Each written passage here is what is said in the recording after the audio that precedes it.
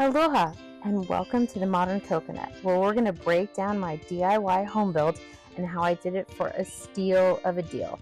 I'll also be discussing the nitty-gritty truth of living off-grid in an untraditional home, where we upcycle stuff for home decor, make art for empty walls, and talk about more cost-effective and natural alternatives to products.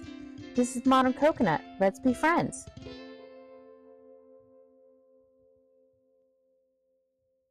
Do you dream of owning your own home but don't have any money saved and don't even know where to start? Do you want to say goodbye to your 9 to 5 and start pursuing your passion projects?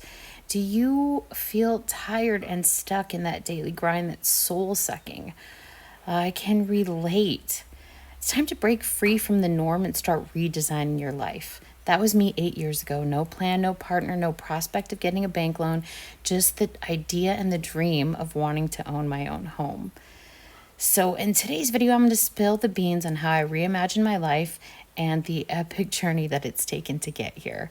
So let's get to it. I'm going to show you how to do it. Okay, so I'm going to reverse for a little bit and tell you my backstory in hopefully under a minute to give you a sense of where I was at and where I started. Let's go. Do it. 8 years ago, I was the GM and lead bartender at this really cute dive bar in Honolulu, Hawaii.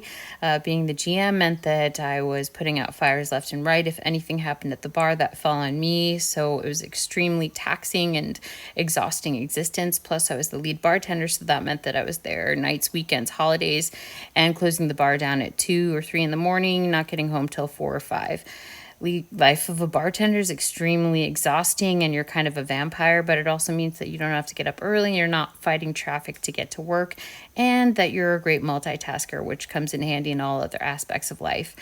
My days, however, were dedicated to this magazine that I co-founded and self-produced and published called The Manifold Magazine. It was art, music, fashion profiles with the skate surf undertone. We had a variety of contributors from all over the world and Hawaii.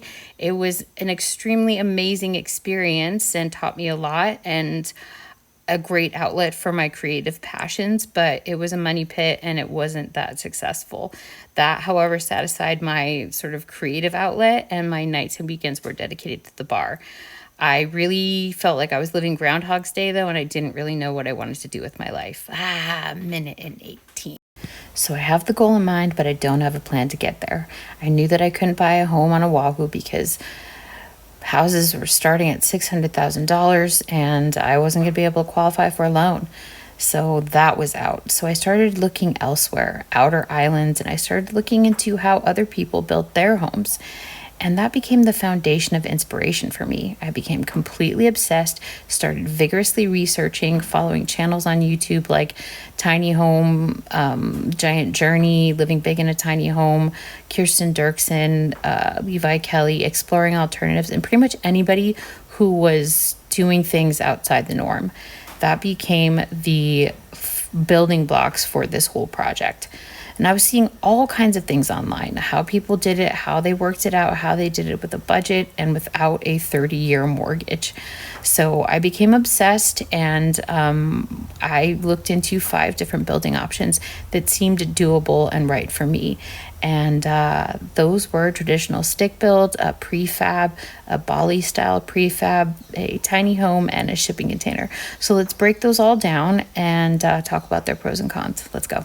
Okay, traditional stick build. That is how most houses get built these days, using traditional supplies and building everything from the ground up. The fun part about this is you can go online and find a blueprint that you like, a design, a layout, and maybe even tweak it to fit your own needs. The tricky part is trying to find somebody to help you build it if you're not going to do the labor yourself.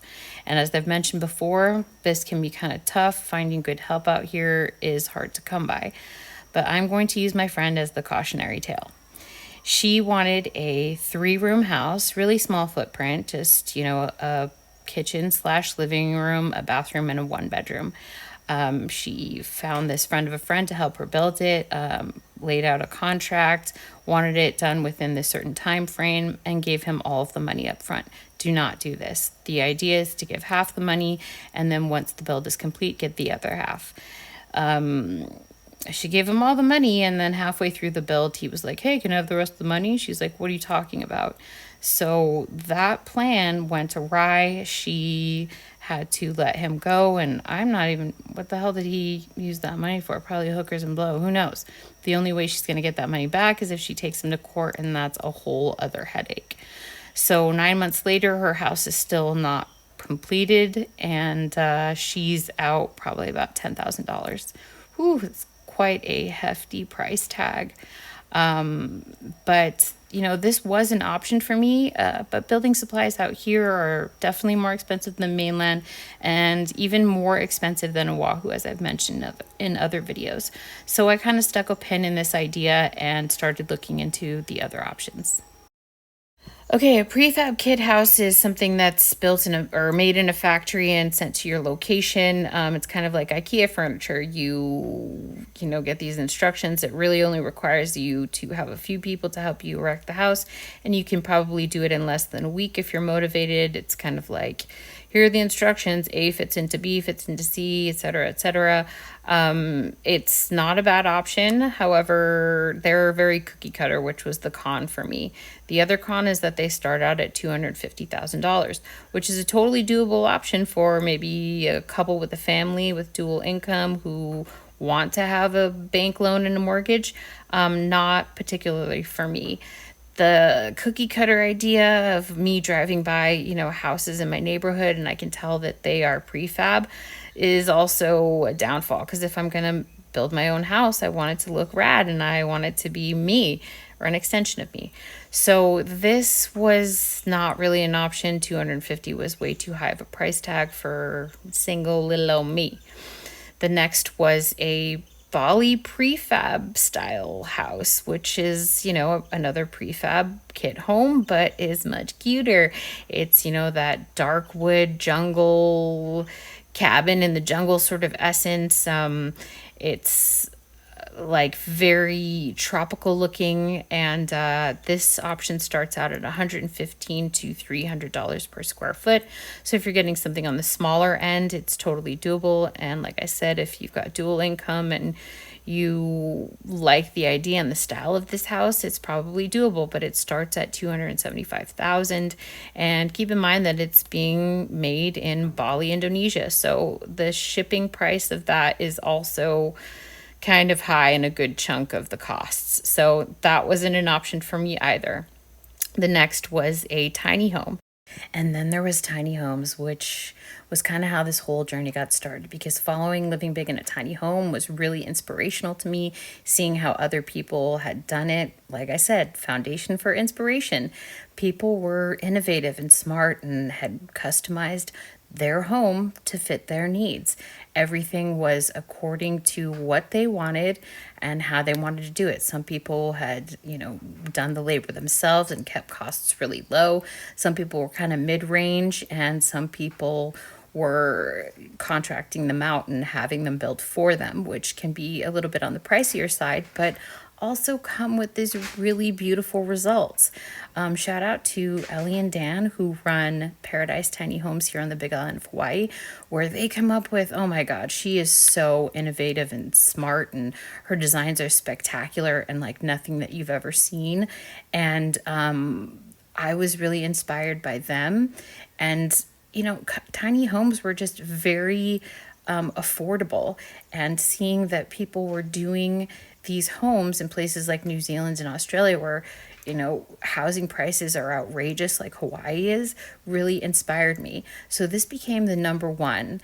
The pros are that you can figure out your design, you can add to it, you can do the labor yourself, and really having your hands in making the house can be super rewarding. Like I said, everything can be customized. You're living a little bit more minimally, which I like the idea of as well. You can get those more luxe items. Like, for example, koa wood out here is super expensive. However, since it's only going in a tiny portion of the house, I think I can swing it. I can get maybe that washer/dryer. I can get a dishwasher. I can kind of, spend a little bit more money and have a beautiful result. The cons, however, are that they're tiny. Why not build out the dream home that I truly want with a huge art studio, which was one of my bottom lines for creating this home build. I didn't want to have to put my art away every night. I wanted a place for it to live and to stay. So this was something on my mind. And then the other con is that because it's tiny, and I have bad knees, I'm going to be crawling up and down this ladder to get into this bedroom loft. It doesn't really feel so great. And there's definitely other options where you can have the bedroom on the ground floor. But it started to become, okay, we're going to stick a pin in this and we're going to come back to it. But the options are endless and the results are beautiful. So look into it if you're interested. And then we discovered shipping container homes, which blew everything out of the water. Why? Because shipping container homes were different, and in the best sense of the word. No one was like the other. You could do so many different options. You could stack them on top of each other. You could have 5 or 6 and make a shipping container mansion. You could put one on top of the other and have it slightly askewed. You could literally come up with whatever plan that you wanted to them, and that you could have a hand in the design of the home. Plus, shipping containers are meant to withstand the elements. So, they're going across oceans with salty air and sea spray. So they can definitely handle a shit ton of rain. And this became the most desirable option. Another reason for that is because it was something that I could live out of immediately. It didn't need to be built, so I could build out the rest of the home while living in one container and having all of my supplies in the other, and having it be a completely secure and safe option to keep those supplies in. So this was the number one choice for me. It was affordable, and because of my design, which was 2 shipping containers spread 25 feet apart and having the main space in the middle be open concept, meant that I didn't need to build walls or close off spaces. And really, it just meant that my outside labor costs were extremely minimal, because all that was being built out was the framing of the front and the back of the house, and then eventually putting the siding in and the doors and windows, which eventually are going to be done in November when my brother comes out to help me finish the house. So from those 5 options, the shipping container became the winner chicken dinner. And with that idea in mind, I came up with a budgeting strategy. I wouldn't go out to dinner. I barely bought anything that was new. I, cut corners as best as I could. All of the money that I made each night would get tucked away under my mattress, figuratively speaking, of course. No coffees before work, just really buckling down and trying to save every single penny that I got. So that brings us to this week's budgetary tip of the week. And this one comes from the queen of frugality and penny pinching, and that is my mama. She told me that there is an option on Craigslist called free.